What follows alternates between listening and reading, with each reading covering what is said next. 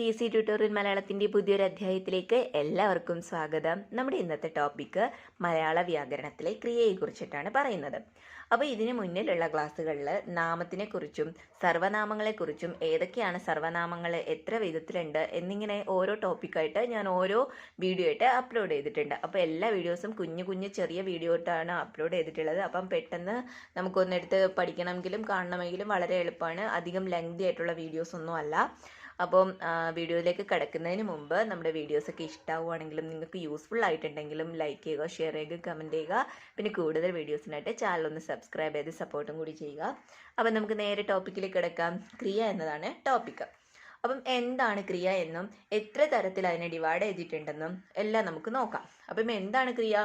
ഒറ്റ വാക്കിൽ ഉത്തരം പറയുവാണെങ്കിൽ പ്രവൃത്തിയെ കുറിക്കുന്ന പദത്തിനെയാണ് നമ്മൾ ക്രിയ എന്ന് പറയുന്നത്, അല്ലേ?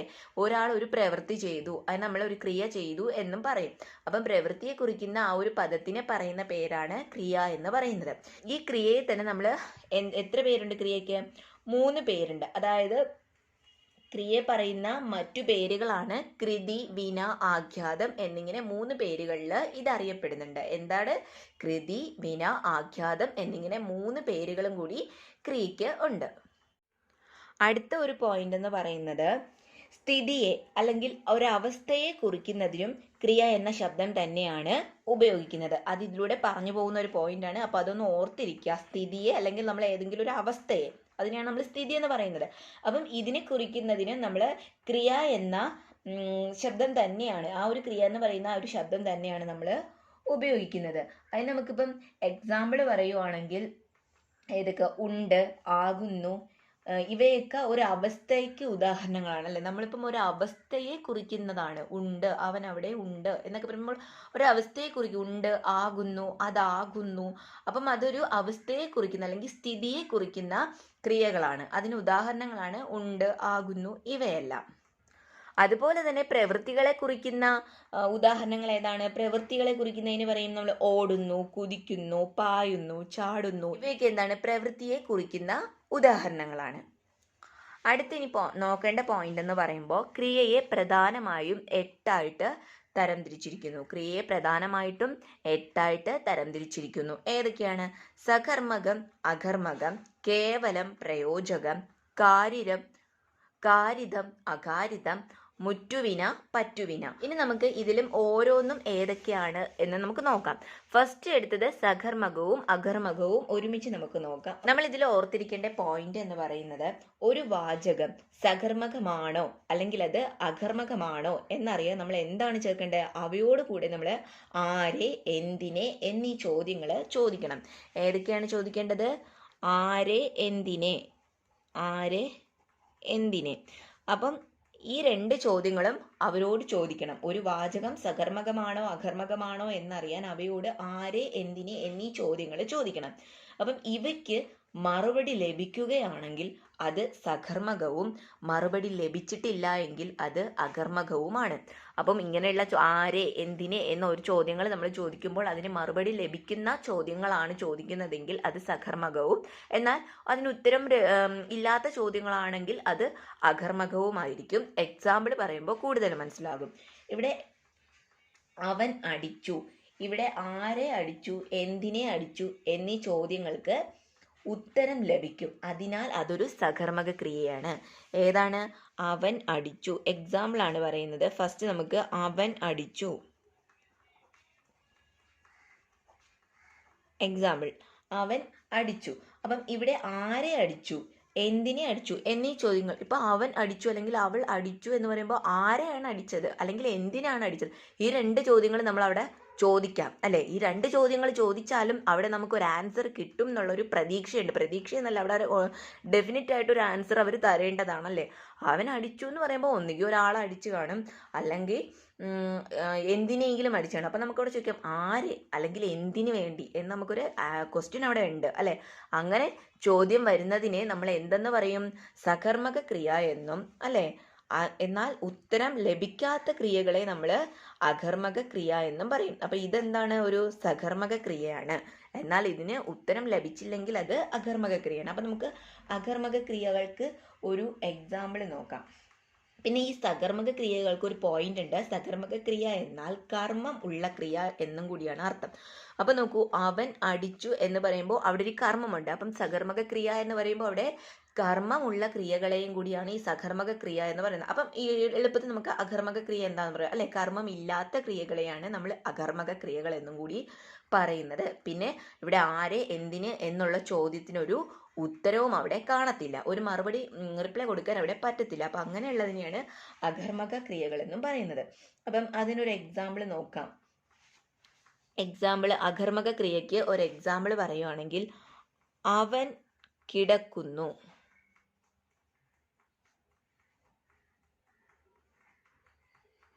അവൻ കിടക്കുന്നു എന്ന വാക്ക് എടുത്തു കഴിഞ്ഞാൽ, ആ ഒരു വേർഡ് എടുത്തു കഴിഞ്ഞാൽ അവൻ കിടക്കുന്നു, പക്ഷെ ഇവിടെ ആര് കിടക്കുന്നു, അല്ലെങ്കിൽ എന്തിന് കിടക്കുന്നു എന്ന് നമുക്ക് അവിടെ ആര് കിടക്കുന്നു, എന്തിന് കിടക്കുന്നു, ആ ഒരു ചോദ്യം നമുക്ക്, അവൻ കിടക്കുന്നു എന്ന് പറയുമ്പോൾ ഒരാളെ ചൂണ്ടിക്കാണിച്ചിട്ടായിരിക്കും പറയുന്നത്, അല്ലെ നമുക്ക് അറിയാന്നുള്ള ഒരാളെ പറഞ്ഞിട്ടായിരിക്കും പറയുന്നത് അവൻ കിടക്കുന്നു എന്ന്. അപ്പം നമുക്ക് അവിടെ ഒരാളെ അടിച്ചു എന്ന് പറയുമ്പോൾ അവിടെ കാരണം ചോദിക്കേണ്ട, അതുപോലെ ഉള്ളൊരു കാരണം നമുക്ക് അറിയാൻ പറ്റത്തില്ല, ചിലപ്പോൾ അത് പ്രതീക്ഷിക്കാൻ പറ്റത്തില്ല, ഒരു ഡെഫിനറ്റ് ആയിട്ടൊരു ആൻസർ അവിടെ ഇല്ല. അപ്പം അങ്ങനെ മറുപടി ഇല്ലാത്ത ചോദ്യങ്ങൾ, ആ ഒരു ക്രിയകളെയാണ് നമ്മൾ എന്തെന്ന് പറയുന്നത്, അകർമ്മക ക്രിയ എന്ന് പറയും. അകർമ്മക ക്രിയ. പിന്നെ നമ്മൾ നേരത്തെ പഠിച്ച പോയിന്റിൽ പറഞ്ഞിരുന്നു, എന്താണ്, കർമ്മം ഇല്ലാത്ത ക്രിയകളെയാണ് അകർമ്മക ക്രിയകൾ എന്നും പറയുന്നതെന്ന്.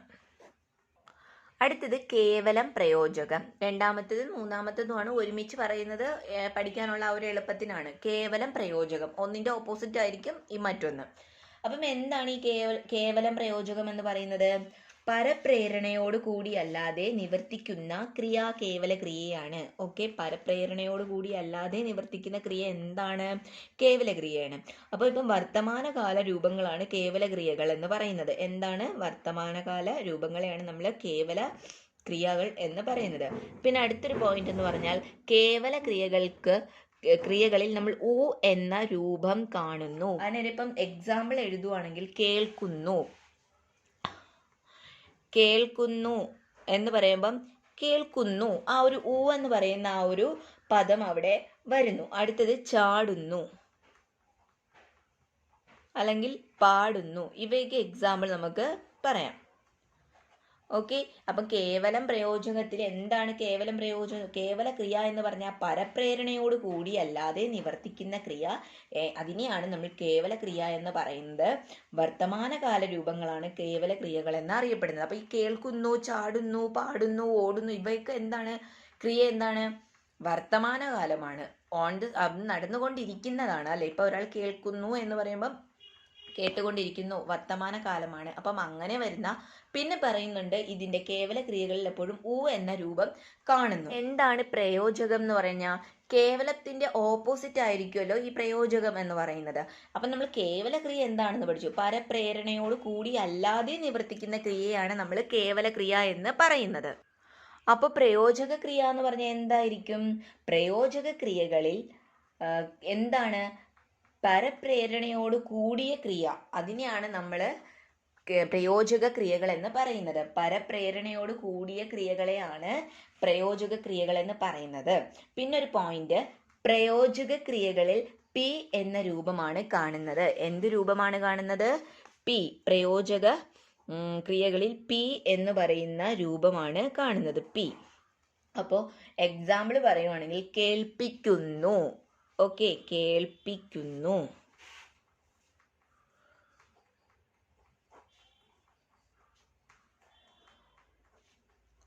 കേൾപ്പിക്കുന്നു, കാണിപ്പിക്കുന്നു, അതുപോലെ തന്നെ ചാടിപ്പിക്കുന്നു, പാടിപ്പിക്കുന്നു. അപ്പം ഇതൊക്കെ എന്താണ്? പ്രേരണയോട് കൂടിയ ക്രിയയാണ് അല്ലെ. ഒരാളിപ്പോൾ കേൾപ്പിക്കുന്നു എന്ന് പറയുമ്പോൾ നമ്മുടെ പ്രേരണയാൽ മറ്റൊരാളെ കേൾപ്പിക്കുന്നു, അല്ലാണ്ട് കേൾക്കുന്നു എന്ന് പറയുമ്പോൾ അവർ സ്വന്തമായിട്ട് ചെയ്യുന്നു. അതുപോലെ തന്നെ കാണിപ്പിക്കുന്നു എന്ന് പറയുമ്പോൾ നമ്മളാണ് അവരെ കാണിപ്പിക്കുന്നത്, അപ്പം നമ്മുടെ പ്രേരണയാണ് അവിടെ മുന്നിട്ട് നിൽക്കുന്നത്. അതുപോലെ തന്നെ ചാടിപ്പിക്കുന്നു, അപ്പം നമ്മളാണ് അവരെ ചാടിപ്പിക്കുക, അപ്പം നമ്മുടെ പ്രേരണയോട് കൂടിയാണ് അവരവിടെ ചെയ്യുന്നത്. അപ്പോൾ പ്രേരണയോട് കൂടി ചെയ്യുന്ന ക്രിയകളെയാണ് പ്രയോജക ക്രിയകളെന്നും, അതുപോലെ തന്നെ പരപ്രേരണയോട് കൂടി അല്ലാതെ, ഓക്കെ, പരപ്രേരണയോട് കൂടി ചെയ്യുന്ന ക്രിയകളെ പ്രയോജക ക്രിയകളെന്നും പരപ്രേരണയോടുകൂടി അല്ലാതെ ചെയ്യുന്ന ക്രിയകളെ കേവല ക്രിയകളെന്നും പറയുന്നു. രണ്ടും തമ്മിലുള്ള ഡിഫറൻസ് അതാണ്. അടുത്തത് കാരിതം അകാരിതം. ഈ കാരിതവും അകാരിതവും പഠിക്കാൻ വളരെ എളുപ്പമാണ്. നമ്മൾ കുറച്ചു മുമ്പ് കേവല ക്രിയ എന്താണെന്ന് പഠിച്ചു. അപ്പം അതറിയാമെങ്കിൽ നമുക്ക് ഈ കാരിതവും അകാരിതവും ഈസി ആയിട്ട് പഠിക്കാൻ പറ്റും. എന്താണ് കാരിതം എന്ന് പറയുന്നത്? കേവല ക്രിയയിൽ കു ഉള്ളത് കാരിതവും കു ഇല്ലാത്തത് അകാരിതവുമായിരിക്കും. അപ്പം കു ഉണ്ടെങ്കിൽ അതിനെ എന്താണ്? കാരിതം എന്നാണ് പറയുന്നത്. കു ഉണ്ടെങ്കിൽ അതിനെ കാരിതവും, എന്നാൽ കു എന്ന് പറയുന്നത് ഒരു ഉച്ചാരണം ഇല്ലാത്തതിനെ എന്താണ്? അകാരിതം. ഈ കു എന്ന് പറയുമ്പോൾ ആ ഒരു അക്ഷരമല്ല, ഉച്ചാരണമാണ് അവിടെ ഉദ്ദേശിക്കുന്നത്. അകാരിതവും എന്നാണ് പറയുന്നത്. അപ്പൊ കു ഉള്ളത്, കേവല ക്രിയയിൽ കു ഉള്ളതിനെ കാരിതമെന്നും കു ഇല്ലാത്തതിനെ അകാരിതം എന്നുമാണ് പറയുന്നത്. പിന്നെയുള്ളൊരു പോയിന്റ് എന്ന് പറയുന്നത് കാരിതങ്ങൾക്ക് ഉദാഹരണങ്ങളാണ്. എന്താണ് കാരിതങ്ങൾക്ക് ഉദാഹരണം? അപ്പം പറക്കുന്നു, കളിക്കുന്നു. കാരിതം കൂ ഉള്ളത് കേവല ക്രിയകളിൽ കൂ ഉള്ളതാണല്ലോ കാരിതം എന്ന് പറയുന്നത്. അപ്പൊ കാരിതത്തിന് ഉദാഹരണം എന്ന് പറയുന്നത് പറക്കുന്നു, കേൾക്കുന്നു, കളിക്കുന്നു. ഇവയൊക്കെ കാരിതത്തിന് ഉദാഹരണങ്ങളാണ്. എന്നാൽ അകാരിതത്തിന് ഉദാഹരണങ്ങൾ ഏതാണപ്പോ?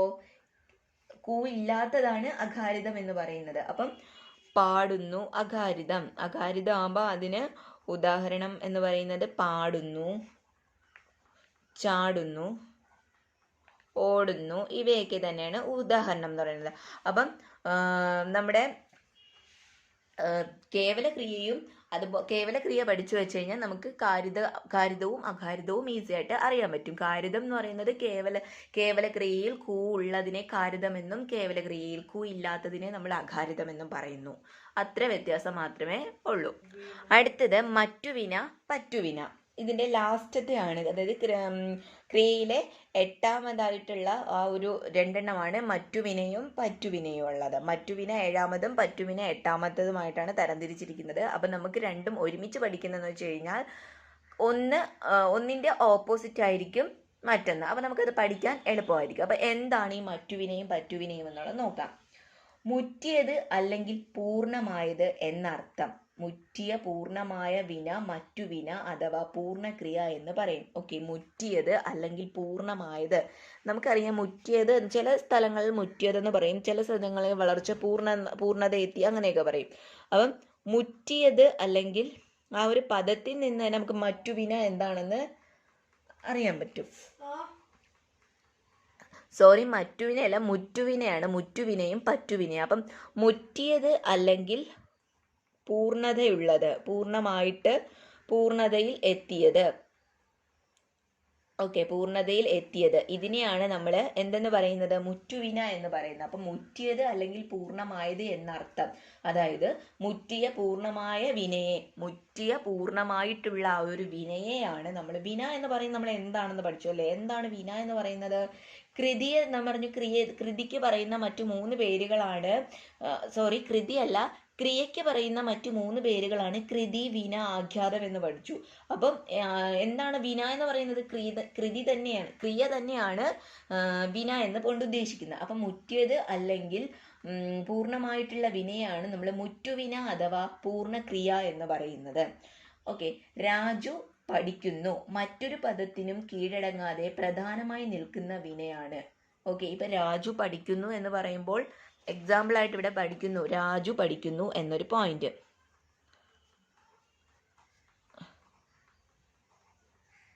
ഓക്കെ, ഈ ഒരു പോയിന്റ് എടുത്തു കഴിഞ്ഞാൽ ഇതിന്റെ പ്രത്യേകത എന്ന് പറയുന്നത് മറ്റൊരു പദത്തിനും അത് കീഴടങ്ങാതെ പ്രധാനമായി നിൽക്കുന്ന വിനയാണ്. അതായത് രാജു പഠിക്കുന്നു എന്ന് പറയുമ്പോൾ രാജു ചെയ്യുന്നത് അതോ രാജുവിനെ കൊണ്ട് ആരും പ്രേരിപ്പിച്ച് ചെയ്യിപ്പിക്കുന്നതോ മറ്റൊരു വഴിയാൽ ചെയ്യുന്നതോ അല്ല. രാജു പഠിക്കുന്നു എന്ന് പറയുമ്പോൾ അതവിടെ പൂർണ്ണതയിൽ എത്തി നിൽക്കുന്ന ഒരു ക്രിയയും കൂടിയായിട്ടാണ് കാണിക്കുന്നത്. അതിനാൽ അത് പൂർണ്ണക്രിയ അല്ലെങ്കിൽ അർദ്ധപൂർണതയുള്ള ക്രിയാരൂപമാണ് എന്തെന്ന് പറയുന്നത്? മുറ്റുവിന എന്ന്. ഒന്നുകിൽ പൂർണ്ണക്രിയ, അതിനാൽ അതൊരു പൂർണ്ണക്രിയ ആയിരിക്കും, അല്ലെങ്കിൽ അർത്ഥപൂർണതയുള്ള ഒരു ക്രിയ ആയിരിക്കും അല്ലെ മുറ്റുവിന എന്നുകൊണ്ട് ഉദ്ദേശിക്കുന്നത്.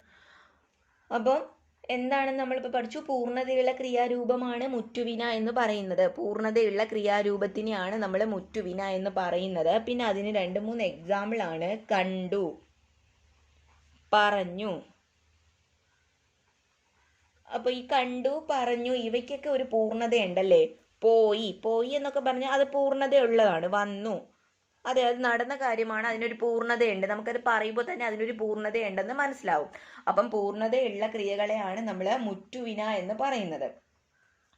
അടുത്തത് നാമത്തെയോ ക്രിയയെയോ ആശ്രയിച്ച് നിൽക്കുന്ന അപൂർണ ക്രിയയാണ് പറ്റുവിന എന്ന് പറയുന്നത്. ഓക്കെ, ഒന്നുകിൽ അതൊരു നാമത്തെ അല്ലെങ്കിൽ ഒരു ക്രിയയെയോ ആശ്രയിച്ച് നിൽക്കുന്ന അപൂർണ ക്രിയയെയാണ് നമ്മൾ പറ്റുവിന എന്ന് വിളിക്കുന്നത്. അതായത് മറ്റു പദങ്ങൾക്ക് കീഴടങ്ങി നിൽക്കുന്ന ക്രിയ. ഓക്കെ, അപ്പം മറ്റു പദങ്ങൾക്ക് കീഴടങ്ങാതെ പൂർണ്ണതയുള്ളതിനെ നമ്മൾ മുറ്റുവിന എന്നും മറ്റു പദങ്ങളെ ആശ്രയിച്ച് അതിന് കീഴടങ്ങി നിൽക്കുന്ന പൂർണ്ണത ഇല്ലാത്തതിനെ നമ്മൾ പറ്റുവിന എന്നുമാണ് പറയുന്നത്. പറ്റുവിനയ്ക്ക് ഉദാഹരണം പറയുകയാണെങ്കിൽ ഇപ്പോൾ എക്സാമ്പിളായിട്ട് നമുക്ക് പറയാം, ഓടിക്കൊണ്ടിരിക്കുന്ന വണ്ടിയിൽ ചാടിക്കയറാൻ ശ്രമിച്ചയാൾ വീണു മരിച്ചു. അപ്പം മരിച്ചു എന്നത് പൂർണ്ണ ക്രിയയാണ് അവിടെ.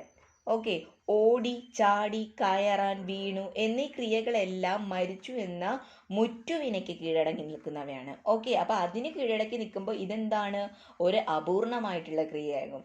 ഓക്കെ, അപ്പൊ എക്സാമ്പിളായിട്ട് എഴുതുന്ന, കണ്ട, പറഞ്ഞ അതൊക്കെ നമുക്ക് എക്സാമ്പിളായിട്ട് എഴുതാം. എന്തൊക്കെയാണ് പറ്റുവിനയ്ക്ക് എക്സാമ്പിൾ? എഴുതുന്ന, കണ്ട, പറഞ്ഞ.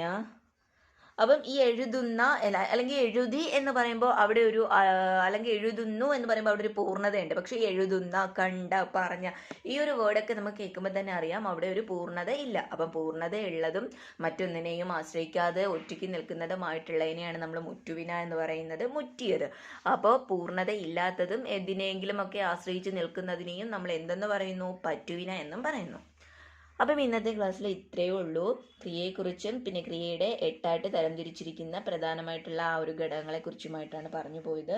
അപ്പോൾ എന്തായാലും നമ്മൾ മുറ്റുവിന, പറ്റുവിന ഇത്രയും വരെയാണ് പഠിച്ചിട്ടുള്ളത്. അപ്പോൾ ഇനി ഈ പറ്റുവിനയെ 2ആയിട്ട് ഡിവൈഡ് ചെയ്യുന്നുണ്ട്. അത് ഏതൊക്കെയാണെന്ന് ഇമ്പോർട്ടൻ്റ് ആയിട്ടുള്ള കാര്യങ്ങളാണ്. അപ്പോൾ അതൊക്കെ ഞാൻ എന്തായാലും അടുത്ത ക്ലാസ്സിൽ പറയുന്നതാണ്. അപ്പം ഇന്നത്തെ വീഡിയോസൊക്കെ ഇഷ്ടമായിട്ടുണ്ടെങ്കിലും യൂസ്ഫുൾ ആവുന്നുണ്ടെങ്കിലും ലൈക്ക് ചെയ്യുക, ഷെയർ ചെയ്യുക, കമൻറ്റ് ചെയ്യുക. കൂടുതൽ വീഡിയോസിനായിട്ട് ചാനൽ ഒന്ന് സബ്സ്ക്രൈബ് ചെയ്ത് സപ്പോർട്ട് ചെയ്യുക.